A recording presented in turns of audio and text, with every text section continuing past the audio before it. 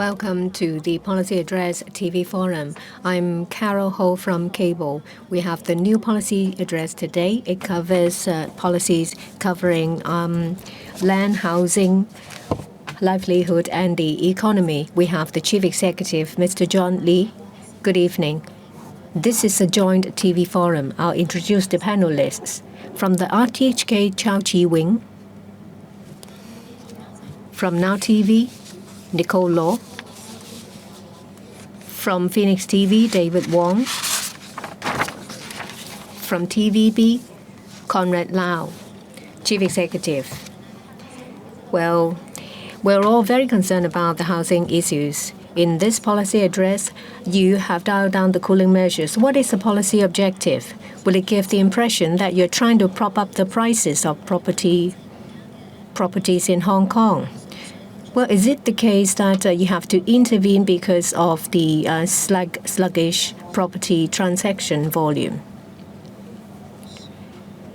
Let's go back to the time when these demand-side management measures were launched. They were targeted measures that are time-limited. They were not meant to be for long-term. And we also have to consider whether the situation has changed. Thirdly, we have considered a number of factors. We look at the situation in Hong Kong and that of the world, the economic performance, and the evolving geopolitical situations. We need to consider whether these time-limited targeted measures are still suitable. We have taken into account the increasing interest rate and the fact that the high interest rate will stay for quite some time, the pressure on our economy, and there has been adjustments in the property market since the peak. We have to consider whether the factors that were in existence at the time when these cooling measures were put in place are still here. And if there has been changes, have we done anything to handle them? At one point in time, yes, there was a need for us to consider using the cooling measures. I have indeed considered all these factors and I've consulted different parties. Some parties ask for us to do more, whereas others ask us to do less. I myself and the Financial Secretary have taken stock of the situation in Hong Kong. Our decision is based on a balanced consideration of the different factors. We also need to consider the future of our economy. That's why we have decided to launch various measures. I have taken a balanced view. Is it the government's forecast that at a certain level, all these cooling measures will be removed? We don't just look at the price level of the property market. We take a comprehensive view.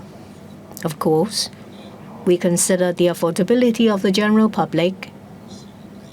We don't want to cause volatility in the property market. I've said many times, we want a stable market. More importantly, we want to make sure that those who aspire to acquire a property will make a wise decision. To that end, we need to make our policies clear so that potential buyers will know the situation well and make an informed decision. This time round, we think that some factors when the cooling measures were launched have changed.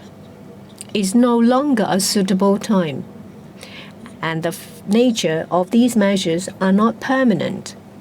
That's why we have made a decision to make changes given the current situation. Now we are here from TVB, Conrad. Well, people are very concerned about measures to encourage childbirth. A newborn will give you $20,000. Those with newborns starting from today will be very happy because they will get some money. But for those with babies born yesterday and the day before, and the times before that will not be so happy. So are you concerned that some families will think that it's not fair and that they're not happy with these measures? We launched a number of measures to tackle different aspects. The $20,000 is only one of these measures. But of course, people are interested in different new initiatives. We want to provide a clear policy direction that the government encourages childbirth. Childbirth is beneficial to Hong Kong. The fertility rate in Hong Kong has dropped to one of the lowest in the world. It's only 0.9%. If we need to have sustainability, we need to have a fertility rate of 2.1. That's why I need to make a decision whether to provide a policy direction to reverse the dropping fertility rate. I've taken stock of the situation in different places, say Europe and Southeast Asia. Different places have different measures.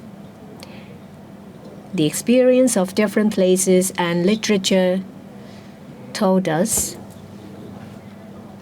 that it is uncertain how effective these supporting measures are. But we need to have clear policy direction because that is absent for quite some time. I want to send out a clear message that we encourage childbirth. And of course, I respect individual choices because everyone has a different situation. We have different initiatives, one of which is a bonus.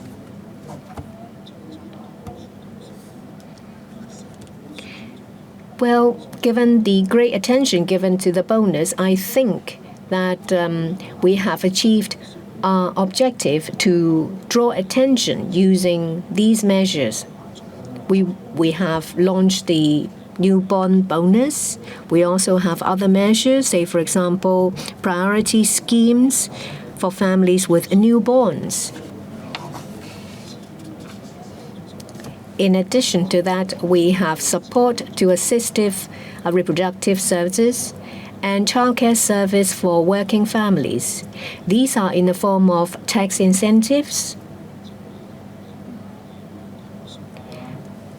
additional childcare services, say the childcare centers and the home-based childcare service. We have a series of combined initiatives in place. Yes, I appreciate the public concern about the $20,000 bonus. What the government wants to do is that we have this policy direction. Next, we'll hear from Phoenix TV, David. Well, I'll follow up on the $20,000 bonus. Surveys told us that it will cost you $6 million to raise a child. So some think that $20,000 is not an incentive great enough to encourage childbirth because that is not even enough to hire someone to take care of you during the first month of childbirth. Well, how did you draw that line, 20,000? Well, you said that some say that it will cost $6 million to raise a child. It is impossible for us to provide $6 million. During the consultation for the policy address, we have heard views suggesting $30,000 or $10,000.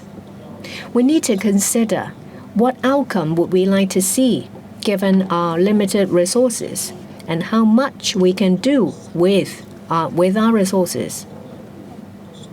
Since we want to provide a clear policy direction, we want to do it with clarity.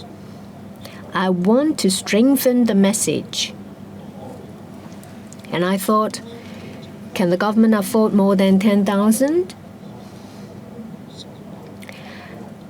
We think that 20,000 is an appropriate level because it sends out a clear message that we have this policy direction to encourage childbirth. And it is something we can do given our resources available. That is our consideration given the different aspects. Stay tuned, we'll come back to other areas.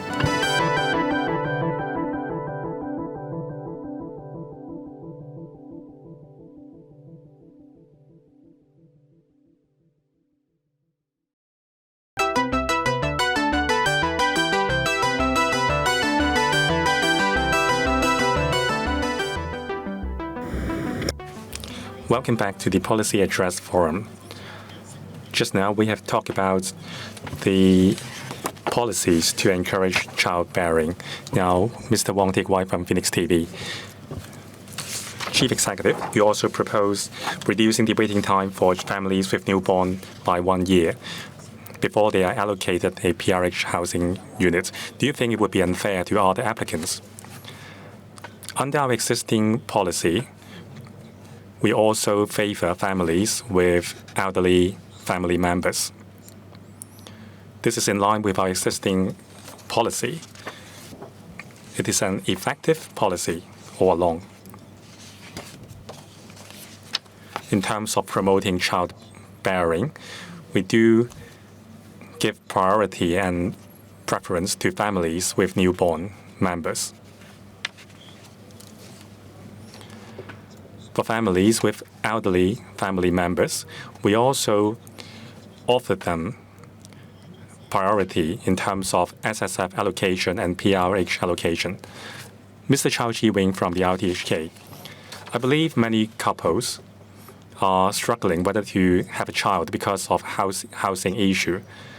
On one hand, you are encouraging childbearing. On the other hand, you are relaxing the cooling measures for property. Are you concerned that some couples may put their childbearing plan on hold because of the rising property prices? When considering whether to have a child, various families have to consider their own personal circumstances. In policymaking, we want to encourage childbearing from multiple perspectives. We also want to provide policy directions to encourage childbearing. But after all, it is up to the individual whether they have child or not. We have been putting a lot of efforts in increasing housing supply. For many years, we have been troubled by insufficient housing. After I have come into office, I have proposed a series of measures to enhance the speed and quantity of housing supply, and these measures have borne fruits. We have identified sufficient land to provide public and private housing to satisfy the demand stipulated and mentioned in the long-term housing strategy for the next 10 years. For public housing units, there will be an excess of 100,000 housing units.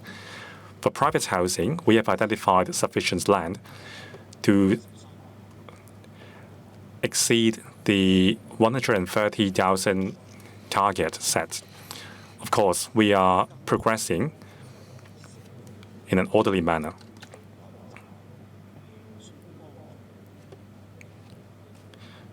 The government has a responsibility to give a home to people in need. They need public housing. That's why we have dedicated a lot of efforts and resources in increasing the creation of land and supply of housing units. Concerning meeting the housing demand of individuals, we are addressing it through our housing policy. Of course, everything is interconnected. We want to provide a policy direction to increase the fertility rates in Hong Kong.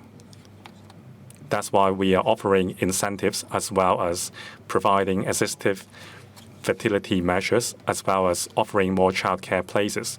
Through the three-pronged approach, we want to increase the fertility rate. What if we see speculation in the property markets again, and property prices are driven up again. What will the governments do? We will monitor the markets closely. In the policy address, I mentioned that we would keep a very close eye on the property prices. For the cooling measures which we launched many years ago, if there is a need, we may adjust them. We will adopt a flexible mindset in setting our policy. Now TV, Nicole Law. Back to fertility. Chief Executive, you expect we will have 6,000 more babies each year because of your measures. Why is that? Why is that? Why do you think that the $20,000 bonus will and can encourage people to have a baby? You said you are result-oriented. Why is that not the KPI? Is it not feasible, or what is the reason? First of all, I didn't mention the target of 6,000 newborn. Of course, the more the merrier. The fertility rate is 0.9 at present. We need a fertility rate at 2.1 to keep the growth in society sustainable. We have taken reference from various countries, European countries or our neighbors in the Southeast Asia. It is uncertain by what percentage point government's facilitation measures can increase fertility rates. It is simply uncertain. It seems that a lot of advanced economies are facing the problem of declining birth rates. That's why we want to drive the message home. We want the members of the public to understand that childbearing is a decision which will benefit individual families and society as a whole. I respect the individual decision made by each family. As I said, bringing up a child is no easy task. Each parents have to consider whether they can commit to the upbringing of a child. I am also a parent. The nurturing of your child would be the most important factor behind whether to have a child or not. Of course, I want to provide policy facilitation, but I do respect individual decisions. The 20,000 bonus would be active today. Why not half a year later or 9 months later? Yes, we did have a very fierce internal discussion on the timing of the bonus. Should we offer the bonus? Should the bonus be retrospective to 3 months ago or in 1 year's time? There are merits and disadvantages to each decision. There is simply no perfect timing. That's why I want to start from today. That's our main consideration. Chief Executive, let's switch to another topic about national security. You gave priority to the legislation for Article 23. You said you have to clamp down on soft resistance. How can the legislation for Article 23 address that? And how will you balance the freedom of speech offered under the Basic Law? The Basic Law is clear. Freedoms of members of the public are protected under the Basic Law. On top of that, 2 international conventions are applicable in Hong Kong. These are the safeguards available for Hong Kong people. For example, the ICCPR and also the rights to cultural developments and so on. The local enactments of Article 23 must comply with these international conventions on freedom. We will make sure that it is so. On the other hand, legislation for Article 23 is our constitutional duty, which has yet to be fulfilled for the past 2 decades. After the 2019 Black Lives violence and the Hong Kong Colour Revolution, I think the pain is still fresh in our mind. Legislation for Article 23 can fill the vacuum of national security risks in Hong Kong.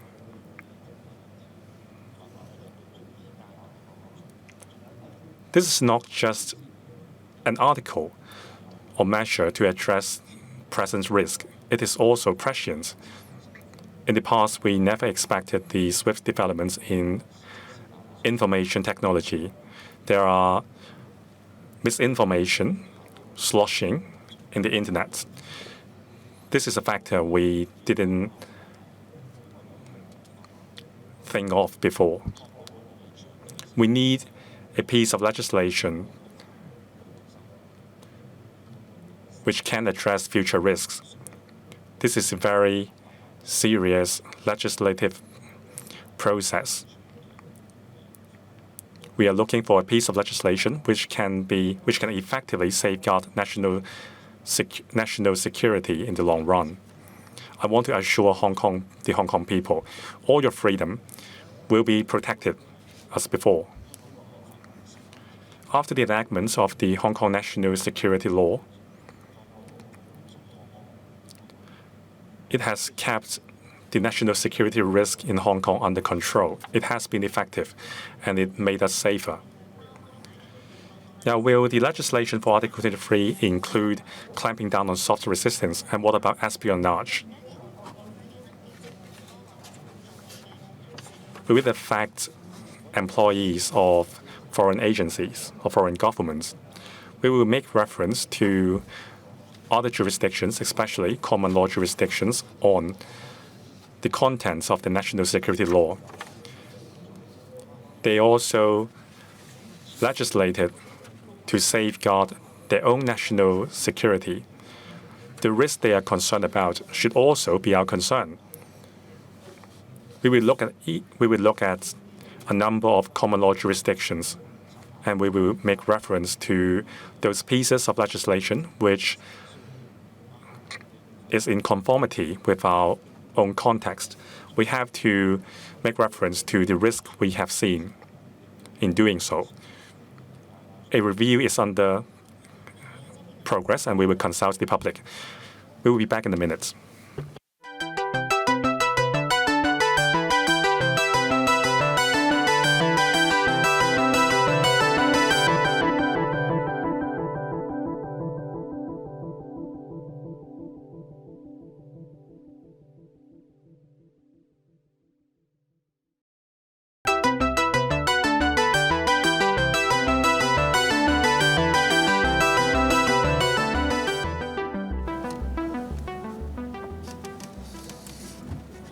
Welcome back to the Policy Address TV Forum. We now hear from TVB, Conrad. Well, let's continue with Article 23 legislation. In the policy address, it's mentioned that it's going to be completed in 2024. Is it the beginning, middle, or the end of the year? You said that you want to ensure that there was sufficient consultation and you didn't want any changes. But if in the course of consultation there was a strong resistance, what will you do? The government has always kept an open ears. In the legislation of different pieces of legislations, we have considered from different perspectives. We will explain to the general public that legislating for Article 23 will bring certain benefits. These will be clearly explained to the people.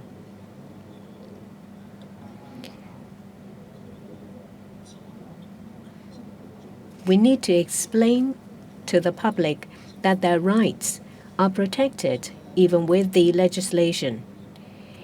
What is equally important is clarity in the legislation.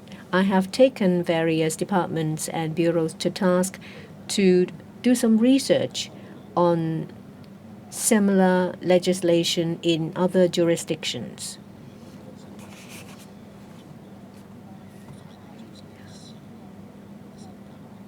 I am someone who wants to do things very quickly. So of course, it will be better if it's done with speed.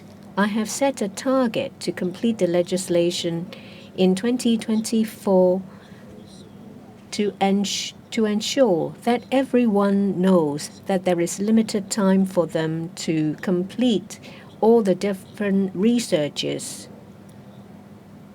before they make a proposal.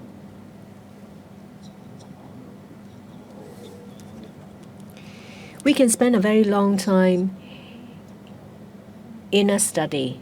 That's why we need to set a time as to when the legislation will be enacted. It depends on the time it takes to draft the law,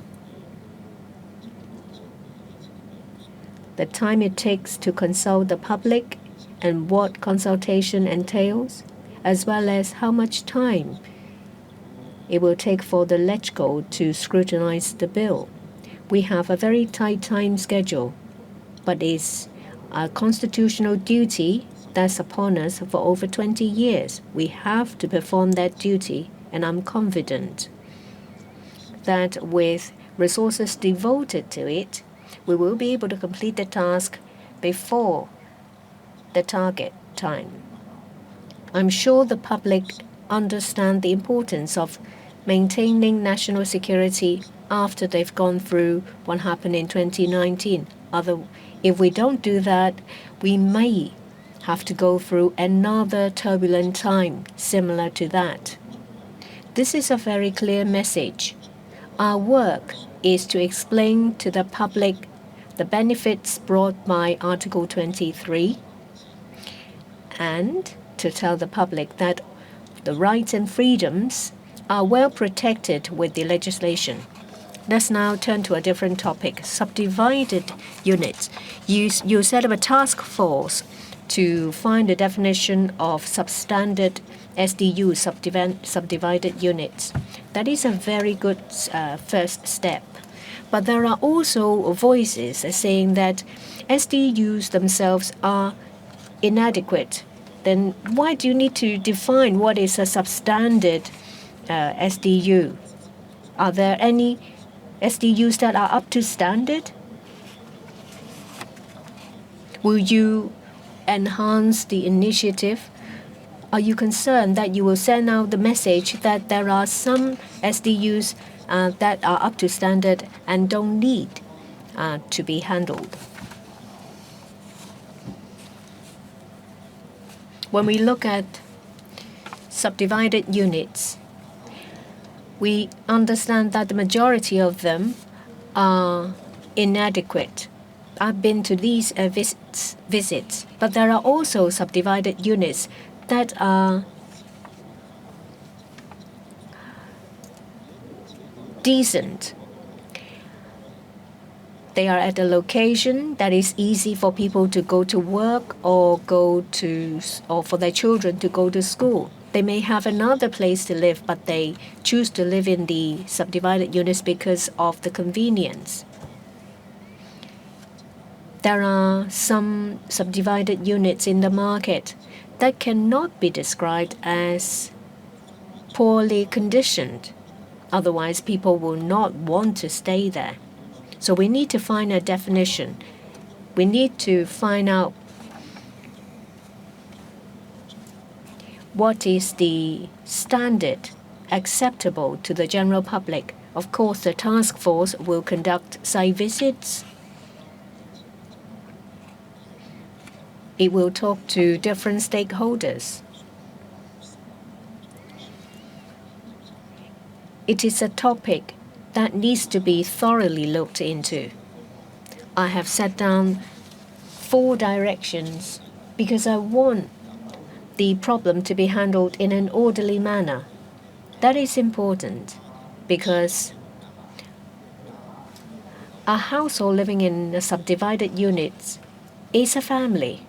It needs a roof over their heads. We have the subdivided unit problems in Hong Kong for so many years. We need to do something about it and do it in an orderly manner. If we tackle some problems and at the same time create others, then we still have problems to handle. And that is something that the task force will have to handle as well. We have about 110,000 subdivided units in Hong Kong. We need to find out which are substandard ones that have to be phased out.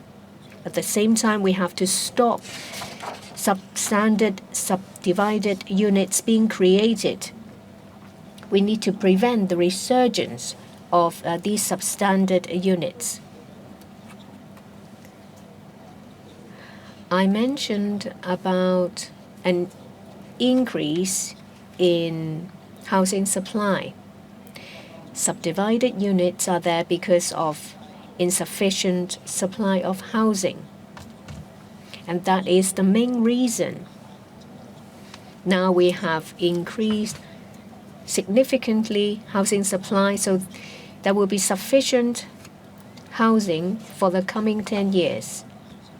Well, we want the task force to give us recommendations as to what we need to do in the interim period, how to phase out these substandard SDUs and prevent its resurgence. That's the task of the task force.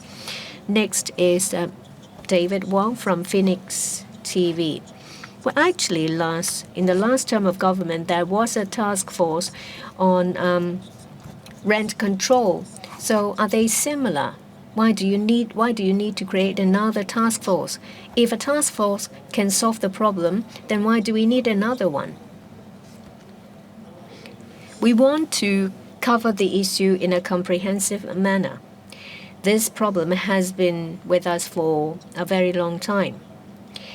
And in the past, the issues were tackled in a targeted manner, covering different aspects, say, for example, the right to renew the tenancy and to protect tenants from being exploited when the landlord overcharged them for utility fees. We needed to tackle these unjust aspects. When it comes to 110,000 subdivided units and 200,000 households, then we can't just tackle the various aspects on their own. That's why we need to first set a standard, a definition, before we tackle it comprehensively. Of course, there are some subdivided units that are substandard, but there are others that are up to standard. So we need to meet the needs of the market. There are people who have their own properties, but they choose to live in a subdivided unit because of the convenience.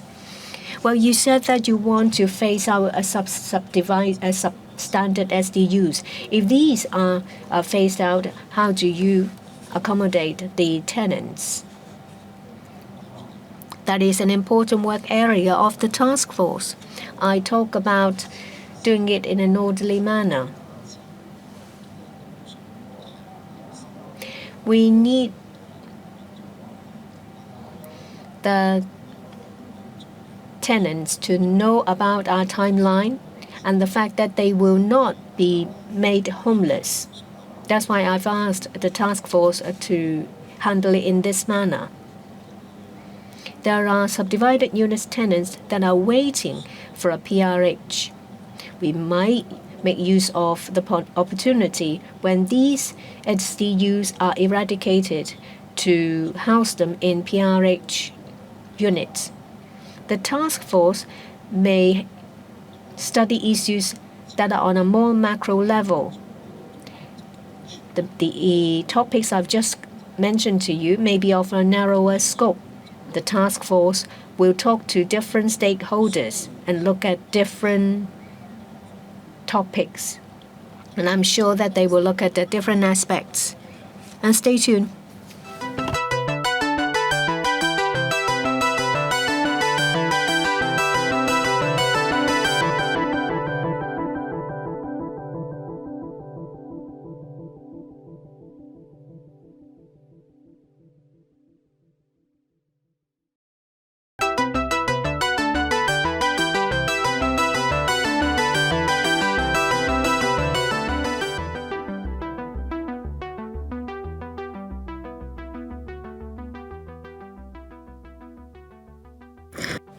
Welcome back to the last part of the TV forum.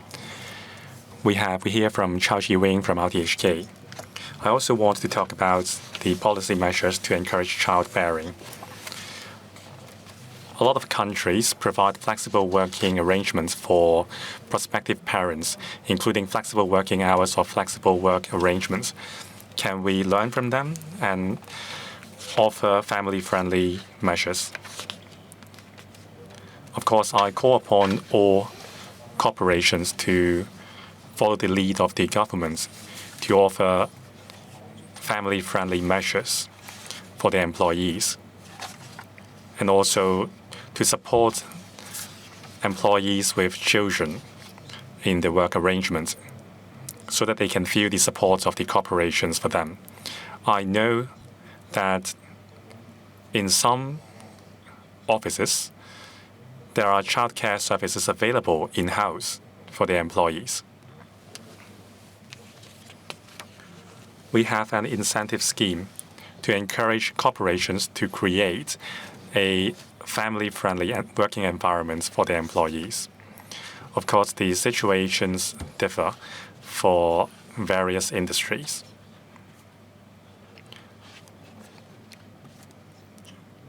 We think it would be more effective for individual companies to promote family-friendly measures. It would be more effective than a government campaign. Coupled with the policy direction offered by the government and also the additional assisted reproductive services provided by the HA, we believe that we can achieve a goal. We will also support parents by providing more childcare places. There will be more childcare centers and also an increase in the incentive payments for home-based child carers. Overall speaking, we are encouraging childbirth in Hong Kong on a macro level. For those who are still hesitant, we want to help them take the step. The government is taking the lead, but after all, society as a whole must support this policy. Hong Kong is the home to us all. I have faith that private corporations will be willing to offer family-friendly measures. Will the government offer more family-friendly measures, for example, asking various bureaus and departments to adopt family-friendly working arrangements? The Civil Service Bureau will consider this. When we are trying to encourage childbearing in the society as a whole, I believe that everyone can contribute. Now TV and Nicole Law. In last year's policy address, you set 110 KPIs. You said you would feel bad if some of them are not met. There are some KPIs which are not met. For example, the updating of the Civil Service Code. So what will the consequence be for those political appointees responsible, and what about you? First of all, I need to explain the reasons behind my setting of these KPIs. First, I want to create a result-oriented governance culture within the government. Second, by setting KPIs, when bureaus and departments come across bottlenecks or challenges, we can offer them support in terms of administrative support and in other manners to help them achieve the targets. First, I want to create this culture of result-oriented in the government. Still, there are some factors which are beyond our control in reaching the targets. Pragmatically speaking, there are constraints in terms of resources and also constraints of procedures. These may cause a delay in meeting the targets. If that's the case, we have to study why the targets are not met in accordance with the timetable. If there is a lack of diligence on the part of the political appointee, we will take it very seriously. If there are objective reasons behind the failure to achieve the KPIs, this will be a factor that I consider in dealing with the situation. In the annex to the policy address,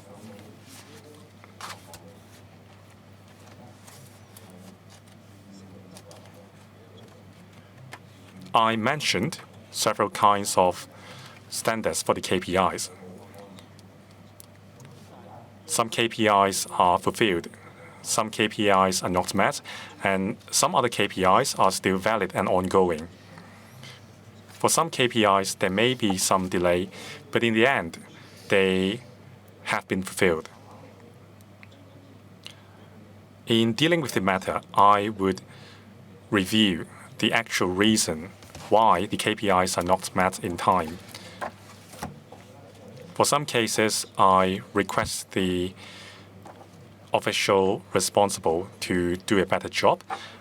For some cases, some adjustments are required based on views received. These are the objective reasons I mentioned. We did not anticipate these factors when we set the KPIs.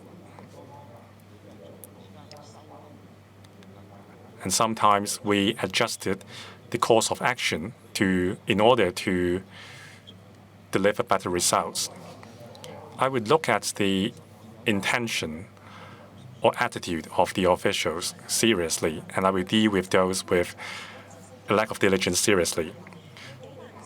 You have set some 70 new KPIs this year. How confident are you in meeting these KPIs?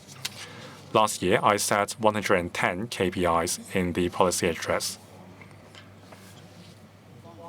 I'm aware that there are 4 which are not met in accordance with the timetable. And there are some cases where there have been delays, but in the end, they were fulfilled. If you look at the number of KPIs